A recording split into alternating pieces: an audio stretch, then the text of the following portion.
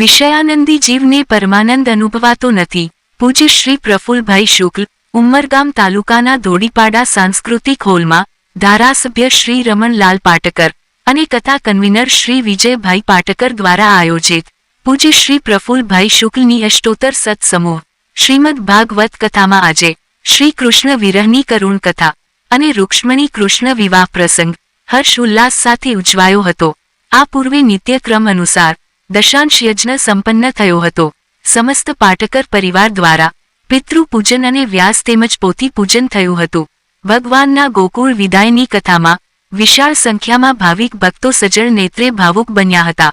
આંતરરાષ્ટ્રીય સુપ્રસિદ્ધ કથાકાર પૂજ્ય શ્રી પ્રફુલભાઈ શુક્લે વ્યાસપીઠ પરથી કહ્યું હતું કે જે આકર્ષે છે એ કૃષ્ણ છે. આ જગતમાં જીવ હંમેશા પોતાનાઓથી હેરાન થયો છે. ભરોસો એ જ ભગવાન છે. વિશ્વાસ આખા વિશ્વનો શ્વાસ છે. રૂક્ષ્મણી વિવાહ એ જીવ અને ઈશ્વરનું મિલન છે. વિષયાનંદી જીવને પરમાનંદ અનુભવાતો નથી. શ્રીમાન કિકુભાઈ પટેલ અને એમનો પરિવાર ભગવાન શ્રી કૃષ્ણ પરમાત્માની જાન લઈને પધાર્યા હતા. જ્યારે શ્રી વિજયભાઈ પાટકર અને એમના પરિવારે માં રૂક્ષ્મણી પક્ષે રહીને કન્યાદાન કર્યું હતું.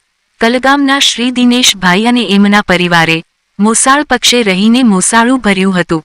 મોટી સંખ્યામાં ભાવિક ભક્તો ભગવાન શ્રી કૃષ્ણની જાનમાં કીર્તનમાં ઝૂમ્યા હતા. ગંધર્વ વૃંદ શ્રી જયાનંદ મહારાજ, શ્રી પ્રતીક પટેલ, શ્રી હરેશ જાની, શ્રી બંટી પટેલ, વિદ્વાન આચાર્ય શ્રી કિશન દવે દ્વારા લગ્ન ગીત ગાવામાં આવ્યા હતા.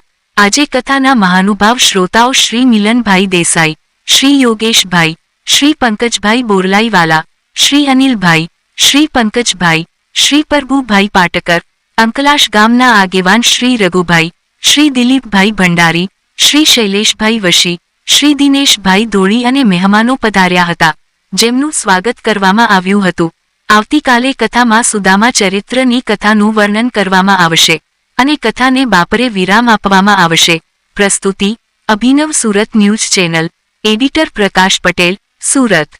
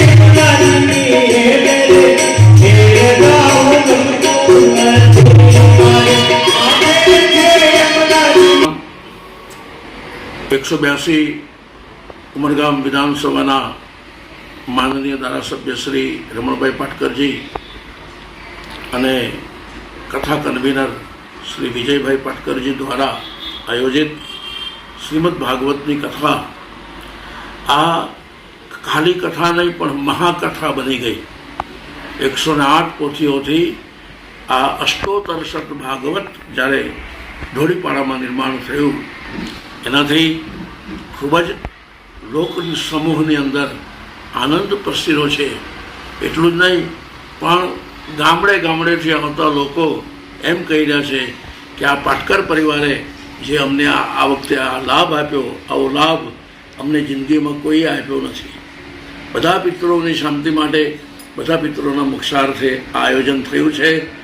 અને સાથે અભિનવ સુરત ન્યૂઝ ટીવી ચેનલ અને એના એડિટર પ્રકાશભાઈ પટેલને આ પાટકર પરિવાર વતી અમે ખૂબ ખૂબ ધન્યવાદ આપીએ છીએ કે જે દિવસે નારિયેલ અપાયું ખેરગામમાં તે દિવસથી આ કથાના ન્યૂઝ દરરોજ અવિરતપણે એમણે પ્રકાશિત કર્યા છે.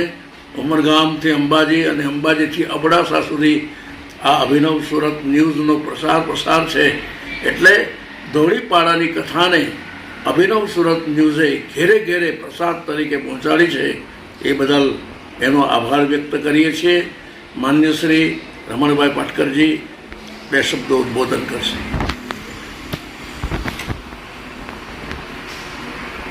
પરમ પૂજ્ય પ્રફુલભાઈ શુક્લ દ્વારા ધોળીપાડા ઉમરગામ તાલુકાના સાંસ્કૃતિક વિકાસ મંડળમાં આ કથા 13 તારીખથી ચાલુ થઈ ગઈ. 19 તારીખે આવતીકાલે બપોરે 12 વાગે બરાબર પૂર્ણ થશે.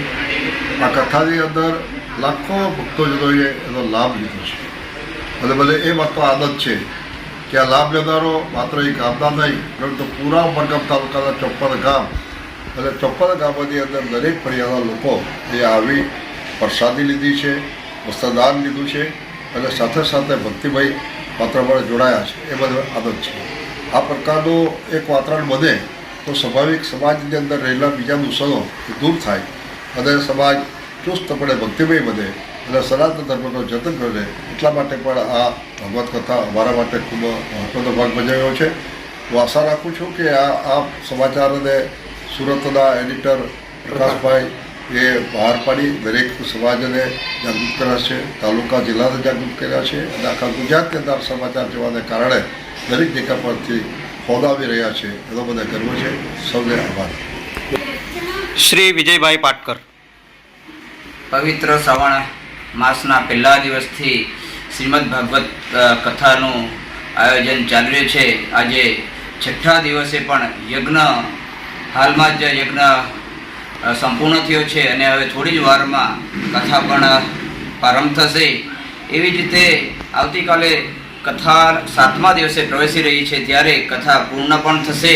ત્યારે તમામ મારા ઉમરગામ તાલુકાના 52 ગ્રામ પંચાયતોમાંથી જે પોથી અમે પધરામણી આપી હતી એ પોથી કથામાં મુકાયા પછી કથામાં સિદ્ધ થઈને એ કાલે જ્યારે પૂર્ણાહુતિ તરફ આપણે જશું ત્યારે તમામ મારા જે પોથી જે ગામમાં જે ઘરે ગઈ છે એ બધા જ ભક્તજનોને હું આમંત્રિત કરું છું. આવો કાલે જે પોથી આપણા ગામથી આવી હતી એ જ પોથી હવે આપણા ઘરે જશે, આપણા ગામમાં જશે ત્યારે હું બધા જ ભક્તજનોને આમંત્રિત કરું છું. સાથે સાથે જે અહીંયા 108 પોથી મૂકવામાં આવી છે એને અમે પાટકર પરિવાર દ્વારા અમને એ ભક્તજનોને અમે ભેટ સ્વરૂપે અમે આપીએ છીએ અને એ પોથી ઉપર અમે એક વસ્ત્રદાન કરીને વસ્ત્રમાં મૂકીને અમે એ પોથી અમને ભક્તજનો અમે દાન સ્વરૂપે પાટકર પરિવાર આપશે. ધન્યવાદ.